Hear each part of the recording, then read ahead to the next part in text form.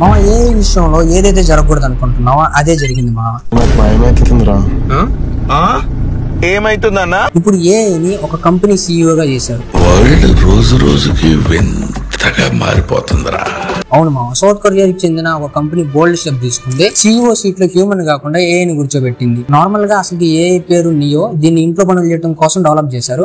But దీనికి suit వేసి ఇప్పుడు సీఈఓ సీట్ లో కూర్చోబెట్టారు మామ. అండ్ బోర్డు మీటింగ్స్ లో ప్రమోషన్స్ గురించి, పర్ఫార్మెన్స్ గురించి మాట్లాడుతుంది. హ్యూమన్ సీఈఓ అయితే మన వరకు నచ్చకపోయినా, లేకపోతే మన వరకు డిలే అయినా గానీ, సారీ ఫ్యామిలీ ప్రాబ్లమ్స్ వల్ల సరిగా చేయలేకపోయాను, లేకపోతే హెల్త్ ఇష్యూస్ వల్ల సరిగా చేయలేదు మేడం అని రిక్వెస్ట్ చేసుకోవచ్చు. కాళ్ళు గడ్డం పట్టుకుని ఎలా ఒప్పించుకోవచ్చు. బట్ ఏ ఫీలింగ్స్ ఉండవు కాబట్టి నీ వరకు డిలే అయినా, లేకపోతే నీ పర్ఫార్మెన్స్ నచ్చకపోయినా కానీ నో మోర్ ఆర్గ్యుమెంట్స్, జాబ్ లోంచి ముందే. 2025 లో ఏఐని సీఈఓగా చేశారు. మరి 2028 కల్లా బోర్డు మీటింగ్స్ అసలు హ్యూమన్స్ ఉంటారంటావా? ఏమో తెలియదు. హెచ్ఆర్ ప్లేస్ లో నాకు తెలిసి చాట్ బోర్డ్స్ రావచ్చేమో, అది మ్యాటర్. నాకు ఇబ్బంది ఏం లేదు, మా ఫ్రెండ్ గాడు కంపెనీ పెడితే నేనే సీఈఓ.